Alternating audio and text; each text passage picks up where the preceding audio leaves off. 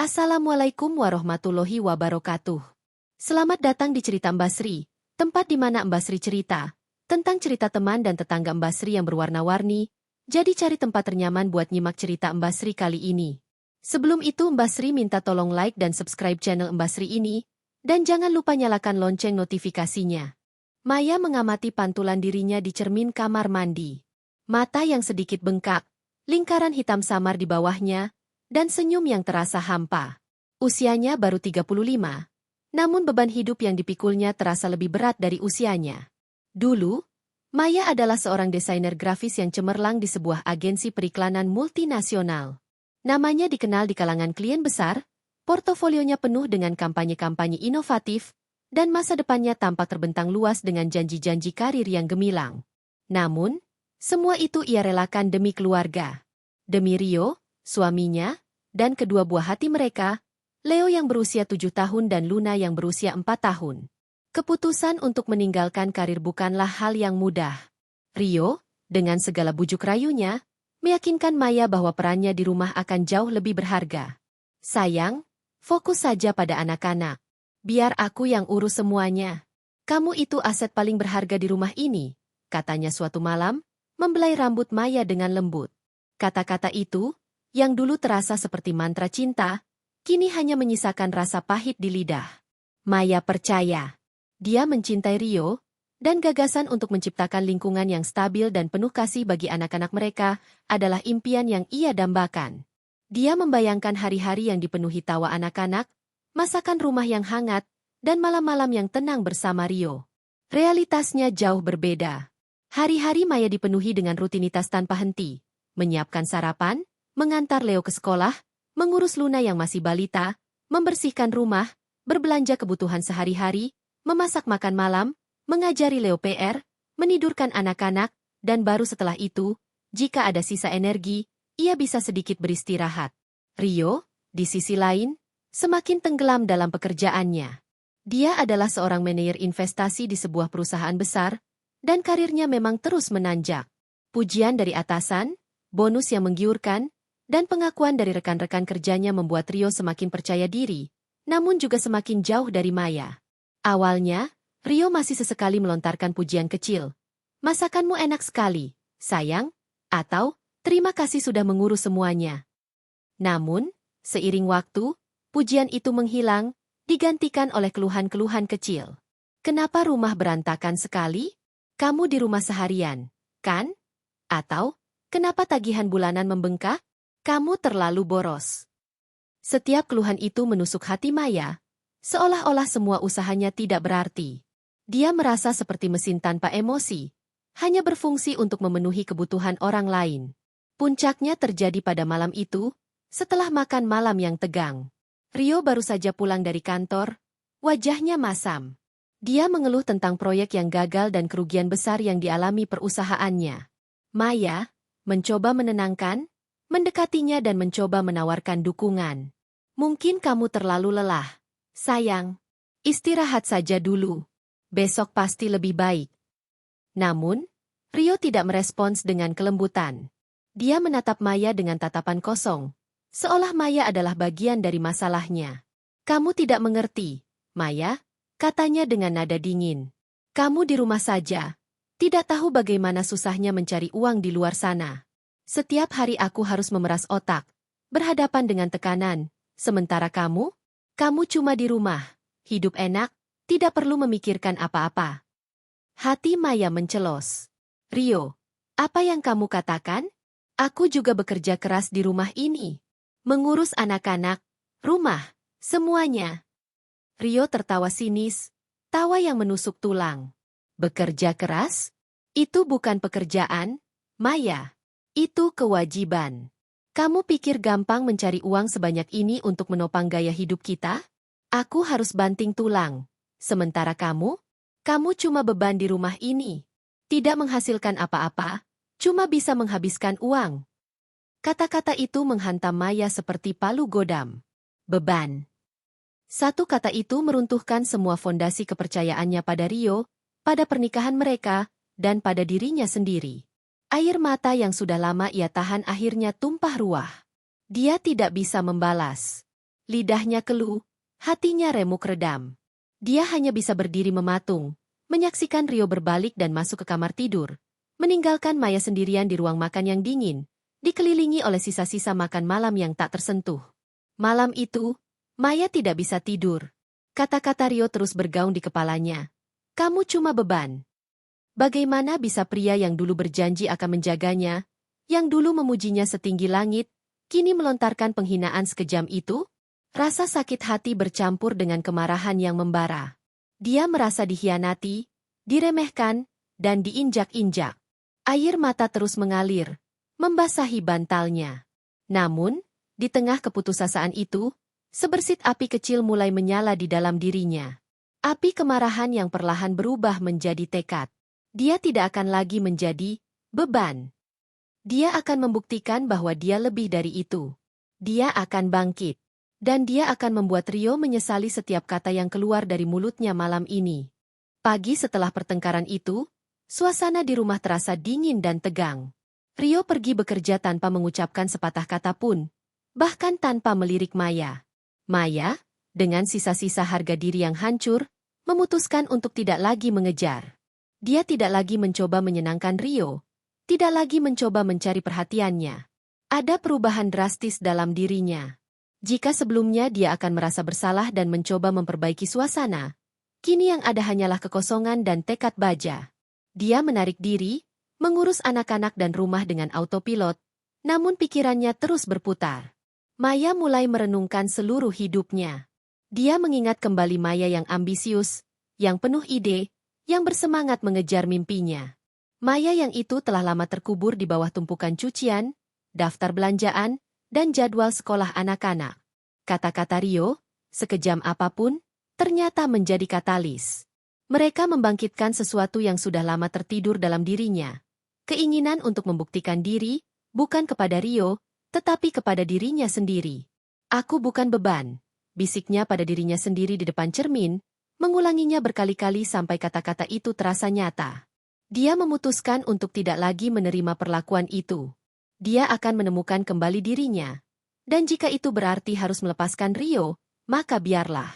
Di tengah proses introspeksi ini, kejanggalan-kejanggalan dalam perilaku Rio mulai terlihat semakin jelas. Rio selalu dikenal sebagai pria yang teratur dan transparan, setidaknya di mata Maya. Namun, belakangan ini, ada banyak hal yang tidak biasa. Rio sering pulang larut malam, jauh lebih larut dari biasanya. Awalnya, dia beralasan ada rapat mendadak atau pekerjaan yang menumpuk. Maya mencoba percaya, meskipun ada rasa tidak nyaman yang mengganjal. Namun, frekuensi keterlambatan itu semakin meningkat, dan alasan-alasannya semakin klise. Ponsel Rio, yang dulunya sering tergeletak begitu saja di meja, kini selalu berada dalam genggamannya, terkunci dengan kode sandi yang baru. Jika Maya mencoba meminjamnya untuk sekadar mencari resep atau melihat berita, Rio akan langsung mengambilnya dengan alasan privasi kerja. Pernah suatu kali, saat Rio sedang mandi, ponselnya berdering dengan notifikasi pesan. Maya secara tidak sengaja melihat sekilas nama pengirim yang tidak dikenal dan isi pesan yang singkat namun mencurigakan. Sudah beres, kan? Jangan sampai ada yang tahu. Sebelum Maya bisa membaca lebih jauh, Rio sudah keluar dari kamar mandi dan langsung merebut ponselnya. Wajahnya sedikit panik. Apa yang kamu lihat?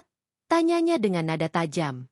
Maya hanya menggeleng, berpura-pura tidak melihat apa-apa, namun benih keraguan itu sudah tertanam. Selain itu, ada pengeluaran-pengeluaran aneh yang tidak bisa dijelaskan. Maya, sebagai pengelola keuangan rumah tangga, selalu mencatat setiap pengeluaran. Namun, belakangan ini, ada beberapa transaksi besar yang muncul di laporan bank yang tidak ia kenali. Ada pembayaran untuk restoran mewah yang tidak pernah mereka kunjungi, pembelian barang-barang elektronik mahal yang tidak pernah sampai di rumah, dan penarikan tunai dalam jumlah besar yang tidak wajar.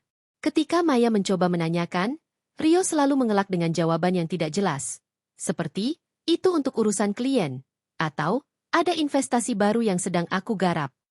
Dan, investasi besar, itulah yang paling sering Rio banggakan. Dia akan berbicara tentang potensi keuntungan fantastis, tentang bagaimana mereka akan menjadi sangat kaya, dan bagaimana Maya tidak perlu lagi khawatir tentang apapun. Ini adalah kesempatan seumur hidup. Maya. Kita akan membeli rumah yang lebih besar, mobil mewah, dan kamu bisa belanja sepuasnya tanpa perlu melihat label harga. Katanya dengan mata berbinar, seolah mencoba mengalihkan perhatian Maya dari kejanggalan lainnya. Dia bahkan pernah menunjukkan beberapa lembar dokumen yang tampak resmi, penuh dengan grafik dan angka-angka yang rumit, namun Maya tidak terlalu mengerti isinya. Rio selalu menekankan kerahasiaan investasi ini, mengatakan bahwa itu adalah proyek rahasia yang tidak boleh diketahui orang lain, bahkan keluarga. Semua kejanggalan ini, perlahan tapi pasti, mulai membentuk pola yang mengkhawatirkan di benak Maya. Rasa tidak nyaman yang samar-samar berubah menjadi firasat buruk yang kuat. Dia mulai merasa seperti ada sesuatu yang besar dan gelap yang Rio sembunyikan darinya. Perasaan dikhianati oleh kata-kata Rio kini bercampur dengan ketakutan akan kebohongan yang lebih besar. Dia merasa terisolasi dalam kecurigaannya, tidak tahu harus berbagi dengan siapa. Rio, yang seharusnya menjadi pasangannya, kini terasa seperti orang asing. Namun, alih-alih menyerah pada ketakutan, Maya justru merasa tekadnya semakin kuat. Dia tidak akan membiarkan dirinya dihancurkan lagi. Dia tidak akan membiarkan dirinya menjadi korban kebohongan. Dia akan mencari tahu kebenaran, apapun risikonya. Benih keraguan itu telah tumbuh menjadi pohon tekad yang kokoh.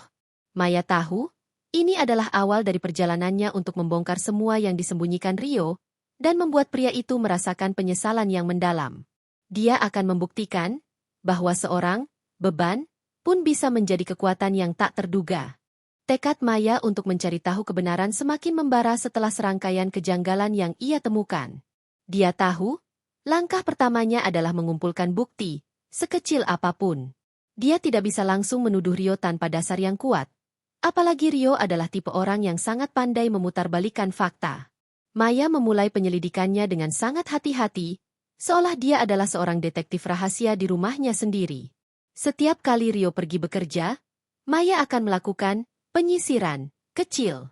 Dia memeriksa tempat-tempat yang mungkin menjadi sarang rahasia Rio, laci meja kerja yang terkunci, saku jaket yang tergantung di belakang pintu, bahkan tempat sampah di kantor Rio di rumah. Awalnya, hasilnya nihil. Rio sangat rapi dan berhati-hati. Namun, Maya tidak menyerah. Dia tahu, orang yang menyembunyikan sesuatu pasti akan meninggalkan jejak. Suatu sore, saat Maya sedang membereskan cucian kotor, dia menemukan selembar struk kecil terlipat rapi di saku celana Rio. Struk itu berasal dari sebuah restoran Italia mewah di pusat kota, dengan tanggal 2 minggu yang lalu. Maya mengerutkan kening. Mereka tidak pernah makan di restoran itu. Rio selalu mengatakan bahwa restoran itu terlalu mahal dan tidak sesuai selera mereka. Jumlah yang tertera di struk juga cukup besar untuk makan malam berdua. Siapa yang Rio ajak makan malam di sana? Firasat buruk kembali menghantuinya. Dia menyimpan struk itu dengan hati-hati, menjadikannya bukti pertama dalam daftar panjang kecurigaannya. Beberapa hari kemudian, Maya mencoba pendekatan lain. Dia tahu Rio selalu membawa ponselnya kemanapun, bahkan ke kamar mandi. Namun, ada satu momen ketika Rio meninggalkannya di meja ruang tamu saat dia buru-buru mengangkat telepon rumah. Maya, dengan jantung berdebar, segera meraih ponsel Rio. Layar terkunci, seperti biasa. Tapi dia ingat Rio pernah secara tidak sengaja menyebutkan 4 angka terakhir nomor teleponnya sebagai bagian dari kode sandi saat dia sedang mabuk. Dengan tangan gemetar, Maya mencoba kombinasi angka itu. Berhasil. Layar ponsel terbuka, dan yang pertama muncul adalah aplikasi pesan instan. Maya dengan cepat membuka riwayat obrolan. Matanya tertuju pada sebuah percakapan dengan nama kontak yang hanya tersimpan sebagai klien penting. Namun, isi pesannya jauh dari profesional. Sudah beres, kan? Jangan sampai ada yang tahu. Itu adalah pesan yang sama yang pernah ia lihat sekilas. Maya menggulir ke atas, membaca pesan-pesan sebelumnya. Ada percakapan tentang dana yang sudah terkumpul, target baru, dan pertemuan rahasia. Tidak ada nama perusahaan, tidak ada rincian proyek yang jelas. Hanya kode-kode samar dan instruksi yang mencurigakan. Maya dengan cepat mengambil beberapa tangkapan layar, screenshot, dari percakapan itu, sebelum Rio selesai menelepon dan kembali ke ruang tamu. Dia menghapus jejaknya dan meletakkan kembali ponsel Rio di tempat semula. Jantungnya berdegup kencang seperti genderang perang. Bukti-bukti kecil itu, Meskipun belum cukup untuk menuduh Rio secara langsung, sudah cukup untuk memperkuat keyakinan Maya bahwa ada sesuatu yang tidak beres. Dia mulai menyadari bahwa investasi besar yang sering dibanggakan Rio mungkin bukan investasi yang sah. Cara Rio berbicara tentangnya, kerahasiaannya, dan janji-janji keuntungan yang tidak masuk akal, semuanya mulai terasa seperti ciri-ciri skema penipuan. Suatu malam, Maya berpura-pura tidur saat Rio kembali dari rapat malam. Dia mendengar Rio berbicara di telepon dengan suara pelan di kamar mandi. Meskipun suaranya sangat lirih, Maya bisa menangkap beberapa kata kunci, uang muka, korban baru, dan jangan sampai ketahuan. Kata, korban, itu menusuknya.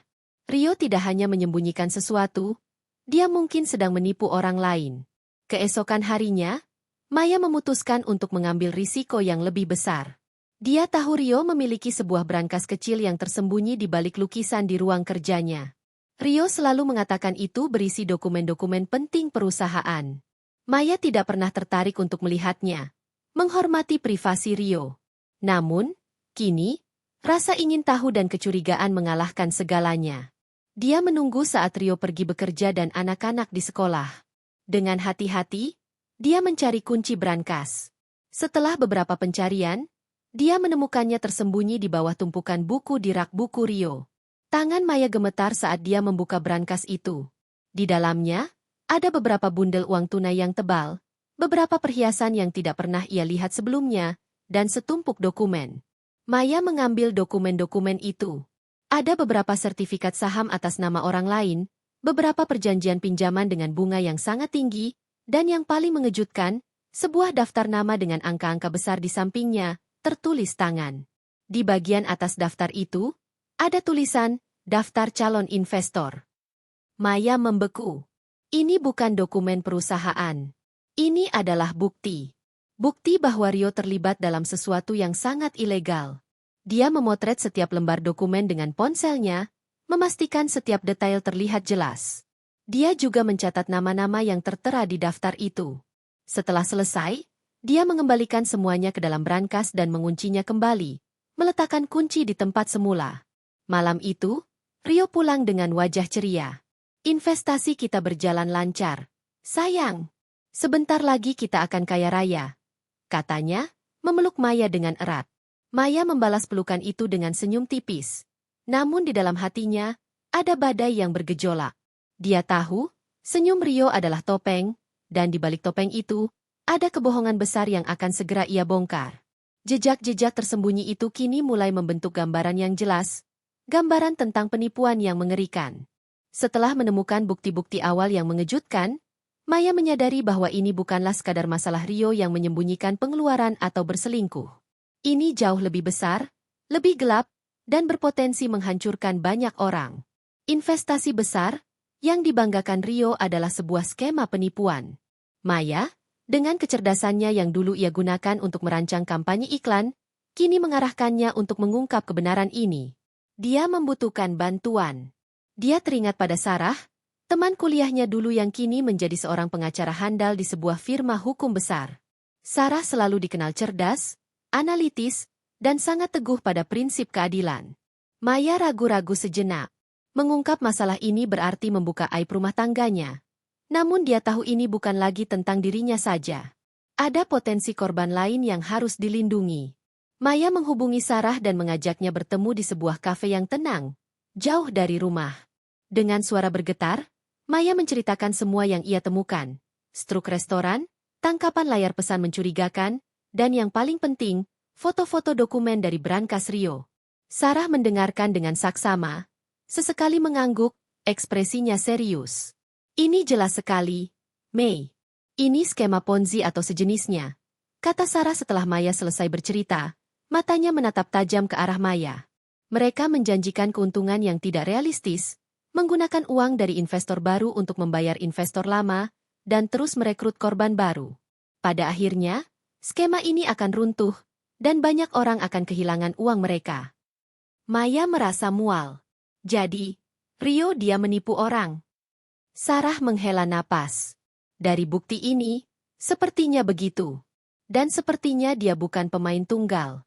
Ada jaringan yang kamu sebutkan dalam pesan itu. Kita perlu mencari tahu siapa saja yang terlibat dan seberapa besar skala penipuan ini. Dengan bantuan Sarah, penyelidikan Maya menjadi lebih terarah. Sarah memberinya saran tentang cara mengumpulkan bukti yang sah secara hukum dan bagaimana melacak jejak digital Rio. Maya mulai memantau aktivitas online Rio, mencari nama-nama yang ada di daftar calon investor yang ia temukan. Dia menggunakan kemampuan risetnya yang terlatih dari masa lalunya sebagai desainer grafis. Dia menemukan bahwa beberapa nama di daftar itu adalah kenalan Rio dari lingkaran sosial atau bisnis yang berbeda. Ada beberapa rekan kerja Rio, mantan kliennya, bahkan beberapa teman lama mereka yang ia kenal baik. Maya merasa tertusuk. Rio tidak hanya menipu orang asing, dia menipu orang-orang yang mereka kenal, orang-orang yang mempercayainya. Salah satu nama yang paling menonjol di daftar itu adalah Pak Wijaya, seorang pengusaha kaya yang baru saja pensiun dan dikenal dermawan. Maya ingat Rio pernah bercerita tentang bagaimana dia berhasil meyakinkan Pak Wijaya untuk berinvestasi dalam proyek rahasia ini. Maya merasa sangat khawatir. Pak Wijaya adalah orang baik, dan dia tidak pantas menjadi korban.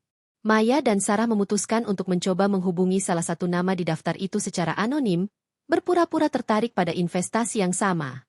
Mereka berhasil mendapatkan nomor telepon dari salah satu agen yang Rio sebutkan dalam pesannya. Maya, dengan suara yang disamarkan, menelepon nomor itu. Pria di seberang sana terdengar sangat meyakinkan, menjanjikan keuntungan 20% dalam waktu 3 bulan, tanpa risiko. Dia bahkan menyebut nama Rio sebagai salah satu investor sukses yang sudah menikmati keuntungan besar. Dia bilang, ini adalah investasi eksklusif, hanya untuk kalangan terbatas. Cerita Maya kepada Sarah setelah telepon itu. Dan mereka punya sistem referral. Jadi kalau kita ajak orang lain, kita dapat komisi. Itu dia, kata Sarah, mengangguk. Ciri khas skema Ponzi. Mereka mengandalkan rekrutmen terus-menerus untuk menjaga skema tetap berjalan. Begitu rekrutmen berhenti, semuanya akan runtuh. Maya juga menemukan beberapa grup media sosial tertutup yang Rio ikuti.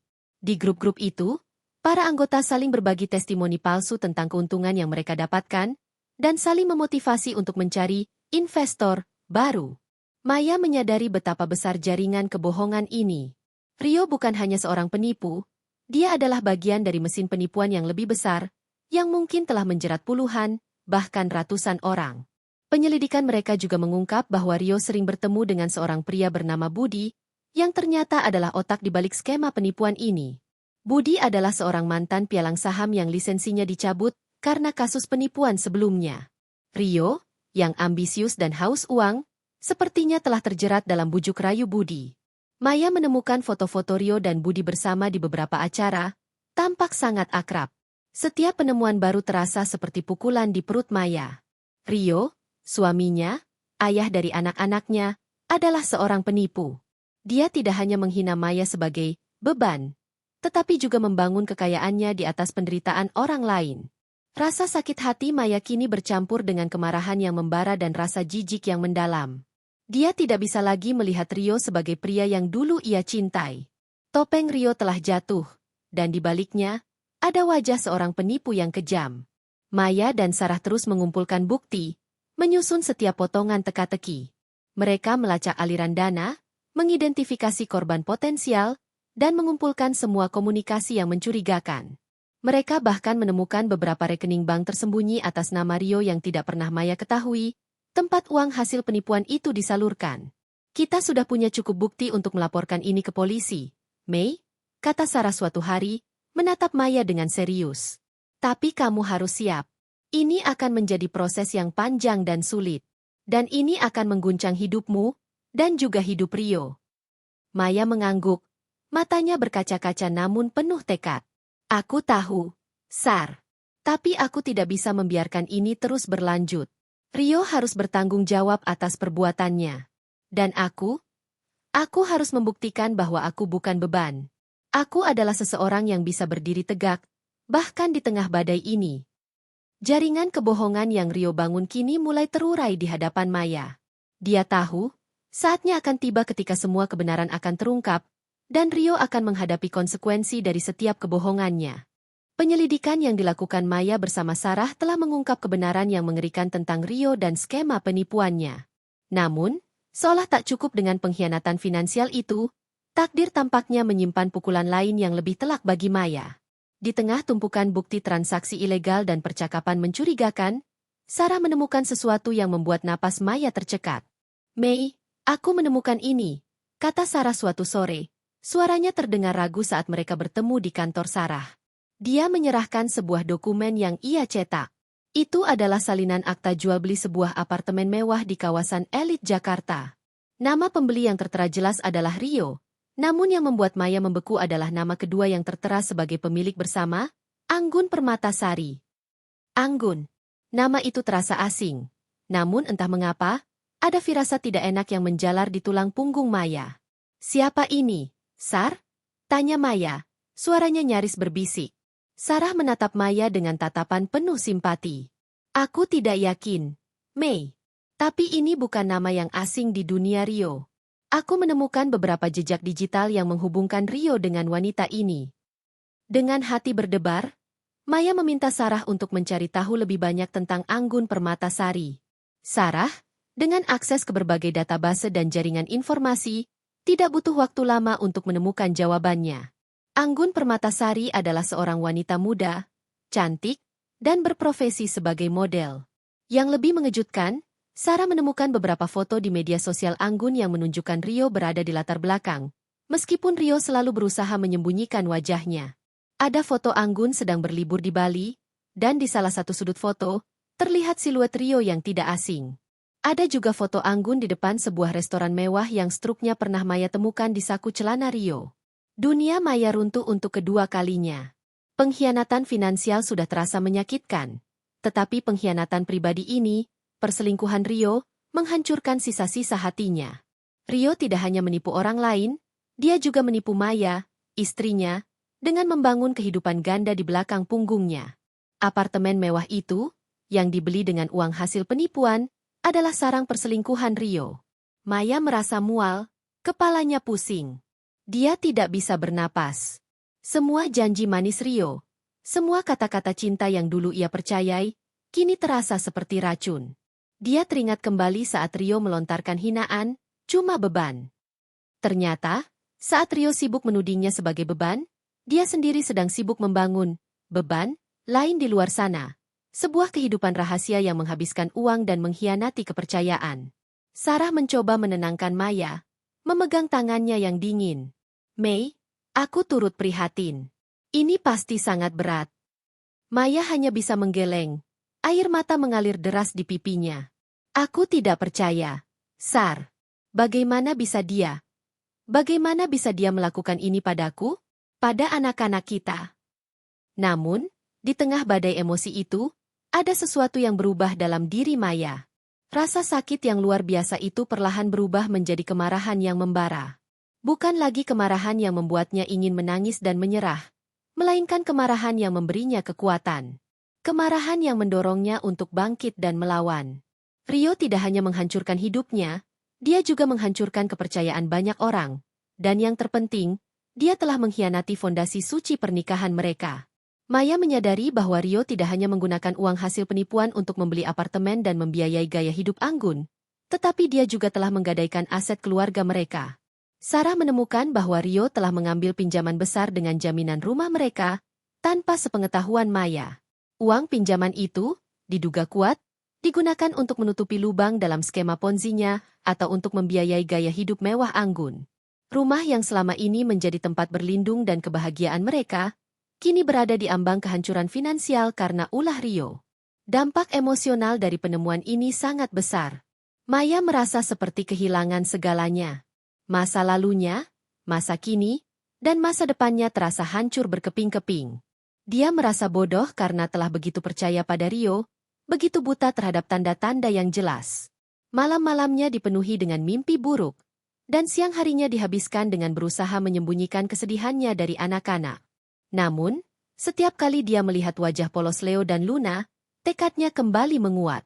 Dia harus kuat demi mereka. Dia tidak bisa membiarkan Rio lolos begitu saja setelah semua yang dia lakukan. Dia tidak bisa membiarkan anak-anaknya tumbuh dengan ayah seorang penipu yang tidak pernah bertanggung jawab.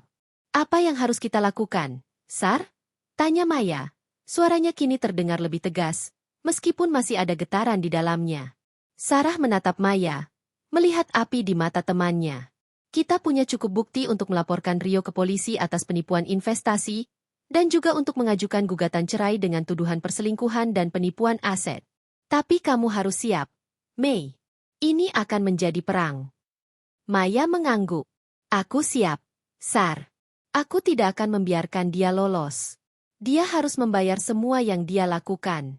Dan aku akan memastikan dia menyesali setiap kata yang pernah dia ucapkan padaku. Pengkhianatan ganda ini, meskipun menyakitkan, justru menjadi bahan bakar bagi Maya. Dia tidak lagi hanya ingin membongkar penipuan Rio, tetapi juga ingin membalas dendam atas semua rasa sakit dan kehancuran yang telah Rio sebabkan dalam hidupnya. Dengan hati yang hancur namun tekad yang membara, Maya mulai menyusun rencana balas dendamnya. Ini bukan lagi tentang sekadar mencari keadilan, tetapi juga tentang memulihkan harga dirinya yang telah diinjak-injak dan memastikan Rio merasakan konsekuensi penuh dari perbuatannya.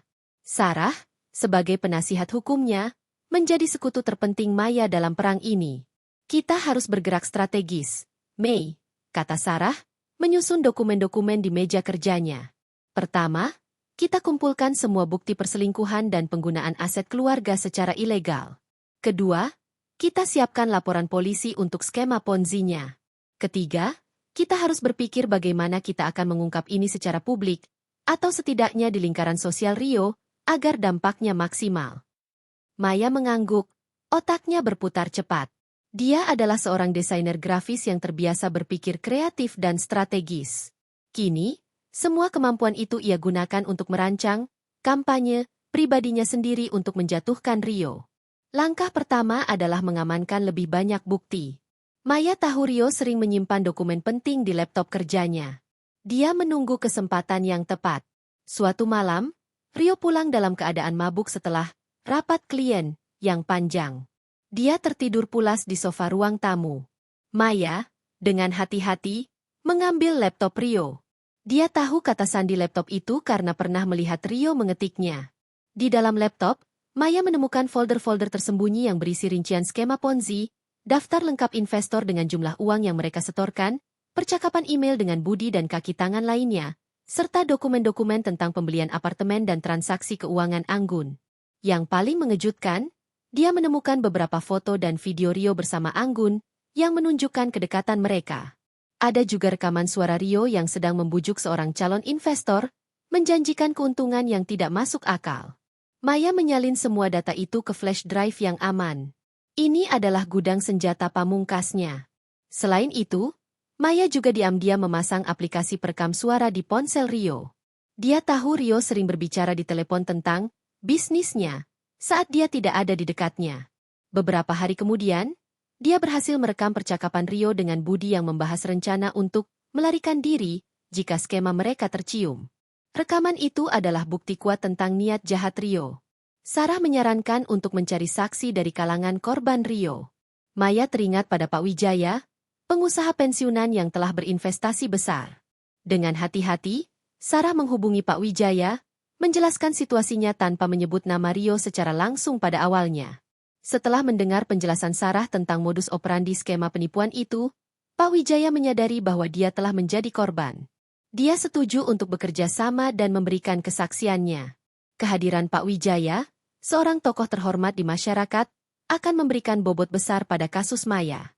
Maya juga memutuskan untuk mencari dukungan dari lingkaran sosialnya. Dia tidak ingin anak-anaknya tumbuh dengan stigma akibat ulah ayahnya. Dia memutuskan untuk berbicara dengan orang tuanya dan orang tua Rio. Ini adalah langkah yang sangat sulit. Namun dia tahu dia membutuhkan dukungan moral. Orang tuanya, meskipun terkejut dan sedih, memberikan dukungan penuh. Orang tua Rio, yang selama ini sangat bangga dengan kesuksesan putra mereka, terkejut dan marah mendengar kebenaran tentang Rio. Mereka berjanji akan membantu Maya semampu mereka, terutama demi cucu-cucu mereka. Strategi Maya tidak hanya berfokus pada jalur hukum. Dia ingin Rio merasakan dampak sosial dari perbuatannya. Dia berpikir tentang bagaimana dia bisa mengungkap kebenaran ini di hadapan rekan-rekan kerja Rio, atau di acara-acara sosial yang sering dihadiri Rio. Dia ingin Rio tidak hanya kehilangan kebebasannya, tetapi juga reputasi dan harga dirinya. Sarah menyarankan untuk mengajukan gugatan cerai terlebih dahulu, bersamaan dengan laporan polisi. Dengan begitu, kita bisa membekukan aset-aset Rio agar tidak bisa dipindahkan atau disembunyikan, jelas Sarah. Dan ini akan memberikan tekanan besar padanya. Maya setuju. Dia tidak ingin lagi menunda. Setiap hari yang berlalu adalah hari di mana Rio terus menipu orang lain dan mengkhianati dirinya. Maya mulai mempersiapkan diri secara mental. Dia berlatih di depan cermin, membayangkan konfrontasi dengan Rio. Dia tidak ingin terlihat lemah atau emosional. Dia ingin Rio melihat seorang wanita yang kuat, yang tidak lagi bisa diinjak-injak. Suatu malam, saat Rio sedang sibuk dengan ponselnya, Maya melihat sebuah notifikasi dari grup WhatsApp kantor Rio. Ada acara makan malam perusahaan besar yang akan diadakan akhir pekan depan, tempat Rio akan menerima penghargaan atas kontribusinya pada perusahaan. Sebuah ide terlintas di benak Maya. Ini adalah kesempatan sempurna. Rio akan berada di puncak kebanggaannya, dikelilingi oleh rekan-rekan kerja, atasan, dan orang-orang yang selama ini mengaguminya. Maya akan menjatuhkannya dari puncak itu. Dia menghubungi Sarah. Sar, aku punya ide. Acara makan malam perusahaan Rio akhir pekan ini. Sarah tersenyum tipis. Aku tahu apa yang kamu pikirkan, Mei. Itu berisiko, tapi dampaknya akan luar biasa. Maya mengangguk. Aku tidak peduli risikonya. Aku ingin dia melihat apa yang telah dia hancurkan. Aku ingin dia merasakan penyesalan. Rencana itu mulai terbentuk. Maya akan hadir di acara itu, membawa bukti-bukti yang tak terbantahkan, dan mengungkap semua kebohongan Rio di hadapan semua orang. Ini akan menjadi momen kebenaran yang kejam. Namun Maya tahu itu adalah satu-satunya cara untuk benar-benar membebaskan dirinya dari belenggu kebohongan dan penghinaan yang selama ini ia alami. Dia akan membuktikan bahwa beban ini memiliki kekuatan yang tak terduga untuk menghancurkan kebohongan dan membangun kembali kehidupannya. Malam acara makan malam perusahaan tiba. Udara di ballroom hotel bintang 5 itu dipenuhi dengan aroma parfum mahal, tawa renyah, dan denting gelas anggur. Rio tampak bersinar dalam setelan jas mahalnya. Senyum percaya diri terpampang di wajahnya saat ia menyaparkan rekan dan atasan. Dia adalah pusat perhatian, bintang malam itu, siap menerima penghargaan yang akan mengukuhkan posisinya sebagai manajer investasi terbaik. Dia sama sekali tidak menyadari badai yang akan segera menerjang. Maya tiba di ballroom dengan Sarah di sisinya. Dia mengenakan gaun malam berwarna gelap yang elegan, rambutnya ditata rapi, dan riasan tipis menutupi lingkaran hitam di bawah matanya. Tidak ada yang tahu beban yang ia pikul, atau tujuan sebenarnya kedatangannya. Dia terlihat tenang, namun di dalam dirinya, jantungnya berdegup kencang, memompa adrenalin ke seluruh tubuhnya. Ini adalah malamnya. Malam di mana kebenaran akan terungkap. Rio melihat Maya dan Sarah. Senyumnya sedikit memudar, digantikan oleh kerutan kebingungan. Dia tidak menyangka Maya akan datang, apalagi bersama Sarah. Maya? Ada apa ini? Tanyanya, mendekat dengan ekspresi waspada. Maya menatapnya dengan tatapan dingin yang belum pernah Rio lihat sebelumnya. Aku datang untuk melihatmu menerima penghargaanmu. Rio, bukankah itu yang seharusnya dilakukan seorang istri? Suaranya tenang, namun ada nada tajam yang terselip di dalamnya. Rio merasakan sesuatu yang tidak beres. Dia mencoba menarik Maya ke samping, menjauh dari keramaian. Kita bisa bicara nanti, sayang. Ini bukan tempatnya. Oh, ini justru tempat yang paling tepat, Rio, balas Maya. Suaranya sedikit meninggi, menarik perhatian beberapa orang di sekitar mereka. Semua orang di sini perlu tahu siapa sebenarnya Rio yang mereka kenal. Rio menegang. Apa maksudmu? Maksudku, semua kebohonganmu, Rio. Semua penipuanmu, kata Maya, matanya berkilat. Aku tahu semuanya.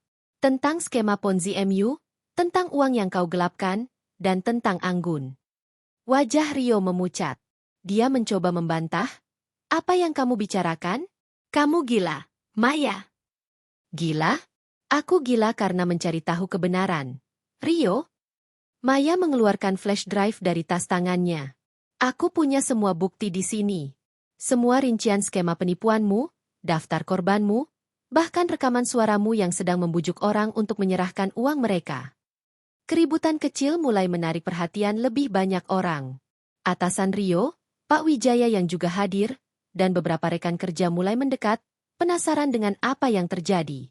Dan bukan hanya itu, Rio, lanjut Maya, suaranya kini lebih keras, cukup untuk didengar oleh orang-orang di sekitarnya. Aku juga tahu tentang Anggun Permatasari. Apartemen mewah yang kau beli dengan uang hasil penipuan itu, dan semua perjalanan liburanmu bersamanya. Kau menghinaku sebagai beban. Sementara kau sibuk membangun kehidupan ganda di belakang punggungku, menghamburkan uang yang kau curi dari orang lain. Rio terkesiap, wajahnya benar-benar pucat pasi. Dia mencoba meraih tangan Maya, mencoba membungkamnya, namun Maya dengan cepat menghindar. Jangan sentuh aku, penipu. Apa-apaan ini, Rio?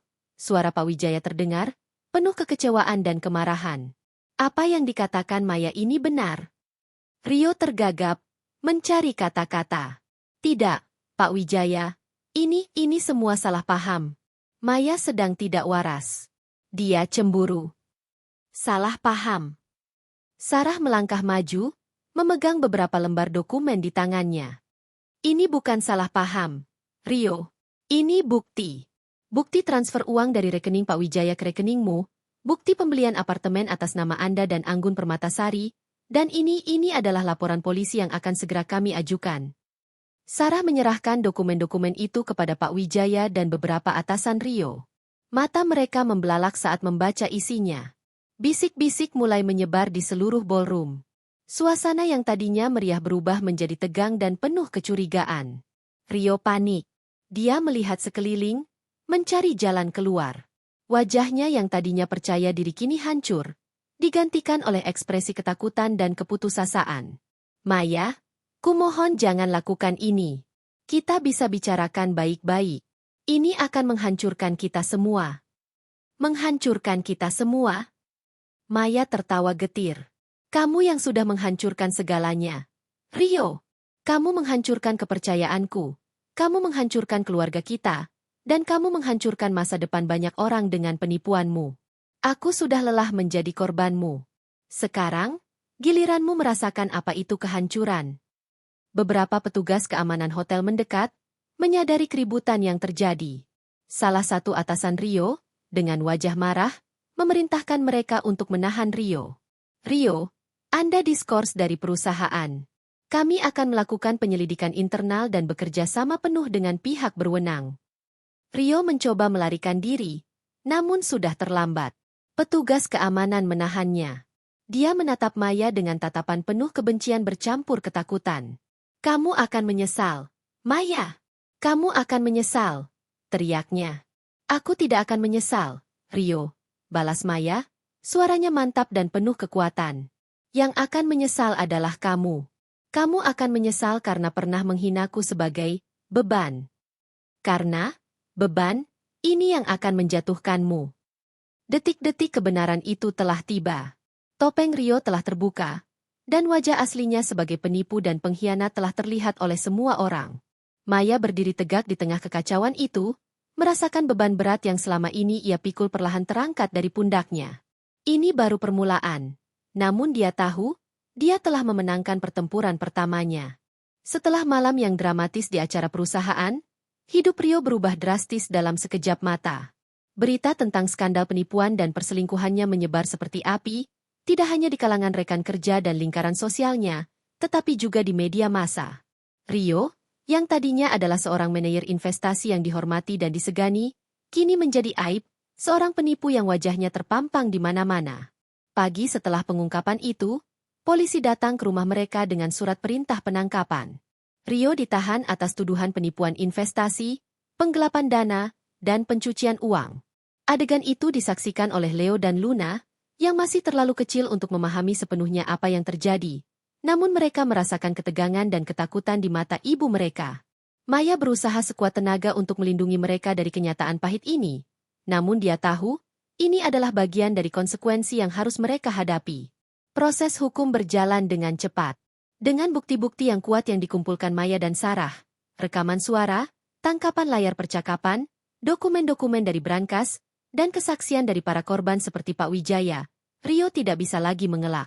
Dia mencoba menyewa pengacara terbaik, mencoba memutarbalikkan fakta, bahkan mencoba menyalahkan Maya atas semua yang terjadi. Namun, semua usahanya sia-sia. Kebenaran sudah terlalu jelas. Persidangan Rio menjadi sorotan publik.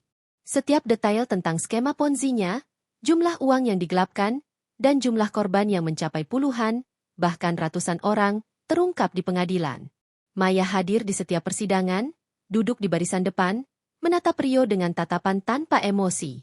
Dia tidak lagi merasakan cinta, hanya kekosongan dan tekad untuk melihat keadilan ditegakkan. Rio, yang dulunya selalu tampil rapi dan percaya diri, kini terlihat kuyu dan putus asa. Berat badannya menyusut, dan matanya menunjukkan ketakutan yang mendalam. Dia kehilangan semua yang dia banggakan. Karirnya hancur, rekening banknya dibekukan, aset-asetnya disita untuk mengganti kerugian para korban, dan reputasinya hancur tak bersisa. Perusahaan tempatnya bekerja memecatnya secara tidak hormat, dan semua rekan kerjanya menjauhinya. Teman-teman yang dulu memujanya kini mencemoohnya. Tidak hanya itu, hubungan Rio dengan Anggun Permatasari juga berakhir. Anggun, yang terkejut dan marah mengetahui bahwa Rio adalah seorang penipu dan semua kemewahan yang ia nikmati adalah hasil kejahatan, langsung meninggalkannya. Apartemen mewah yang menjadi sarang perselingkuhan mereka disita oleh pihak berwenang sebagai bagian dari aset yang digelapkan. Dampak finansial dari kejatuhan Rio juga sangat parah bagi Maya dan anak-anak. Meskipun Maya berhasil menyelamatkan beberapa aset keluarga yang tidak digadaikan Rio, sebagian besar tabungan mereka telah lenyap. Rumah mereka, yang menjadi jaminan pinjaman ilegal Rio, terancam disita. Maya harus berjuang keras untuk mempertahankan rumah itu demi anak-anaknya. Sarah membantunya mengajukan gugatan cerai dan klaim pembagian harta gonogini, serta hak asuh penuh atas anak-anak. Dalam salah satu sidang, Rio mencoba berbicara kepada Maya. Maya, aku minta maaf. Aku tidak tahu apa yang merasukiku. Aku sangat menyesal. Katanya, suaranya serak. Maya hanya menatapnya. Penyesalanmu tidak akan mengembalikan uang para korban, Rio. Dan tidak akan menghapus rasa sakit yang kau timbulkan padaku dan anak-anak. Hakim menjatuhkan vonis. Rio dinyatakan bersalah atas semua tuduhan. Dia dijatuhi hukuman penjara yang panjang, serta denda yang sangat besar. Saat vonis dibacakan, Rio hanya bisa menundukkan kepala, tubuhnya bergetar. Kejatuhan sang raja telah sempurna. Dia, yang dulu merasa paling berkuasa dan menghina istrinya sebagai beban, kini menjadi beban bagi sistem hukum dan masyarakat. Maya meninggalkan ruang sidang dengan perasaan campur aduk. Ada rasa lega bahwa keadilan telah ditegakkan, namun juga kesedihan mendalam atas kehancuran yang terjadi. Dia tidak lagi memiliki suami, dan anak-anaknya harus tumbuh tanpa ayah di sisi mereka. Namun, dia tahu, ini adalah harga yang harus dibayar untuk kebenaran. Di luar gedung pengadilan, Maya dikerumuni wartawan. Dia menolak berkomentar banyak, hanya menyatakan bahwa dia berharap kasus ini menjadi pelajaran bagi semua orang. Dia memegang erat tangan Leo dan Luna, yang menatapnya dengan mata polos. Maya tahu, perjalanannya belum berakhir. Dia harus membangun kembali hidupnya, demi dirinya dan demi anak-anaknya. Kejatuhan Rio adalah awal dari kebangkitan Maya. Tahun-tahun berlalu. Rio mendekam di balik jeruji besi, menjalani hukuman atas kejahatan yang ia lakukan. Kehidupan di penjara, jauh dari kemewahan dan kekuasaan yang dulu ia nikmati, mengikis habis kesombongannya. Hari-harinya dipenuhi dengan rutinitas monoton, jauh dari hiruk-pikuk dunia investasi yang dulu memabukkannya. Di sana, di dalam sel yang sempit dan dingin, Rio punya banyak waktu untuk merenung. Awalnya, kemarahan dan rasa tidak adil masih menyelimutinya. Dia menyalahkan Maya, menyalahkan Budi, menyalahkan siapapun kecuali dirinya sendiri. Dia merasa menjadi korban dari keadaan, dari ambisinya yang terlalu besar, dari godaan uang yang tak terbatas. Namun, seiring berjalannya waktu, dan setelah mengikuti berbagai program rehabilitasi di penjara, dinding-dinding pertahanan dirinya perlahan runtuh. Dia mulai membaca buku-buku tentang etika, tentang konsekuensi perbuatan, dan tentang nilai-nilai kemanusiaan yang dulu ia abaikan. Dia juga mulai mendengarkan cerita-cerita narapidana lain, yang sebagian besar juga terjerat dalam lingkaran kebohongan dan penipuan, dan melihat bagaimana hidup mereka hancur. Suatu hari, seorang psikolog penjara memberikan Rio sebuah surat. Surat itu berasal dari orang tuanya. Mereka menulis tentang betapa hancurnya hati mereka, tentang rasa malu yang mereka rasakan, namun juga tentang harapan mereka agar Rio bisa berubah. Di akhir surat, ada foto Leo dan Luna yang dikirimkan oleh Maya melalui orang tua Rio. Rio menatap foto itu lama. Anak-anaknya sudah tumbuh besar. Leo terlihat lebih tinggi, dan Luna terlihat semakin cantik. Ada kerinduan yang menusuk hatinya. Dia tidak bisa melihat mereka tumbuh, tidak bisa mendampingi mereka. Semua karena kesalahannya sendiri. Penyesalan mulai merayapi hatinya, perlahan namun pasti. Penyesalan yang tulus, bukan lagi penyesalan karena tertangkap, melainkan penyesalan atas semua yang telah ia hancurkan. Dia menyesal telah menipu orang-orang yang mempercayainya, menyesal telah menghancurkan karirnya, dan yang paling dalam, dia menyesal telah mengkhianati dan menyakiti Maya. Dia teringat kembali kata-kata Maya di malam pertengkaran itu, "Kamu cuma beban." Betapa bodohnya dia. Maya bukanlah beban. Maya adalah pilar yang menopang seluruh keluarganya. Wanita yang berkorban segalanya demi mereka. Maya adalah permata yang ia sia-siakan, ia hina, dan ia buang demi ambisi dan kesenangan sesaat. Dia menyadari betapa berharganya Maya, sosok yang selalu setia mendampinginya, bahkan ketika ia sendiri tidak layak mendapatkannya. Rio mencoba menghubungi Maya. Dia menulis surat, berkali-kali. Setiap surat berisi permohonan maaf yang tulus, pengakuan atas kesalahannya, dan penyesalan yang mendalam. Dia tidak meminta pengampunan, hanya ingin Maya tahu bahwa dia benar-benar menyesal. Dia ingin tahu kabar anak-anaknya, ingin tahu apakah mereka baik-baik saja, apakah mereka membencinya. Surat-surat itu sampai ke tangan Maya melalui Sarah.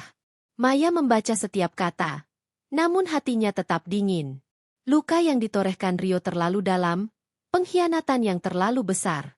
Dia tidak bisa begitu saja melupakan semua rasa sakit itu. Dia tahu Rio menyesal, dia bisa merasakannya dari setiap baris tulisan tangan Rio yang gemetar. Tapi penyesalan itu datang terlambat. Maya tidak membalas surat-surat Rio. Dia tidak ingin memberikan harapan palsu. Dia sudah terlalu jauh melangkah, terlalu banyak berjuang untuk membangun kembali hidupnya. Membalas surat Rio hanya akan membuka kembali luka lama dan mengganggu kedamaian yang baru saja ia temukan. Namun, Maya tidak sepenuhnya mengabaikan Rio. Dia sesekali mengirimkan foto-foto Leo dan Luna kepada orang tua Rio, agar mereka bisa menunjukkannya kepada Rio. Dia ingin Rio tahu bahwa anak-anaknya baik-baik saja, bahwa mereka tumbuh dengan baik, meskipun tanpa kehadiran ayahnya. Itu adalah satu-satunya bentuk komunikasi yang ia izinkan. Rio menerima foto-foto itu dengan air mata.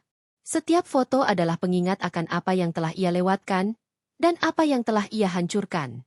Penyesalan itu semakin dalam, semakin menghantuinya. Dia tahu, dia tidak akan pernah bisa kembali ke masa lalu dan memperbaiki kesalahannya. Dia hanya bisa berharap bahwa suatu hari nanti, anak-anaknya akan memaafkannya, dan Maya akan menemukan kebahagiaan yang pantas ia dapatkan.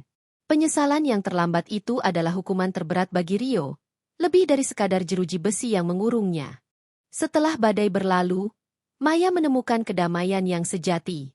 Dia tidak lagi menjadi beban bagi siapapun, melainkan seorang wanita yang kuat, mandiri, dan inspiratif. Proses perceraian telah selesai, dan hak asuh penuh atas Leo dan Luna berada di tangannya. Dia berhasil mempertahankan rumah mereka, meskipun harus berjuang keras untuk melunasi sisa pinjaman yang ditinggalkan Rio. Dengan dukungan Sarah dan orang tuanya, Maya memutuskan untuk kembali ke dunia kerja. Pengalamannya sebagai desainer grafis yang cemerlang dulu, ditambah dengan ketahanan dan kecerdasannya dalam menghadapi krisis, membuatnya menjadi kandidat yang dicari. Dia tidak hanya kembali bekerja di agensi periklanan, tetapi juga memulai bisnis konsultasi desain grafisnya sendiri dari rumah. Klien-klien lama yang mendengar kisahnya dan mengagumi ketabahannya kembali menghubunginya. Maya menemukan kembali gairahnya dalam berkarya. Dia merancang kampanye-kampanye yang tidak hanya indah secara visual, tetapi juga memiliki pesan yang kuat tentang pemberdayaan dan ketahanan. Dia sering diundang untuk berbicara di berbagai seminar, berbagi kisahnya tentang bagaimana ia bangkit dari keterpurukan dan menemukan kembali kekuatannya. Dia menjadi inspirasi bagi banyak wanita yang mengalami situasi serupa. Leo dan Luna tumbuh menjadi anak-anak yang cerdas dan penuh kasih. Maya selalu berusaha menjelaskan situasi Rio dengan cara yang jujur namun sesuai dengan usia mereka.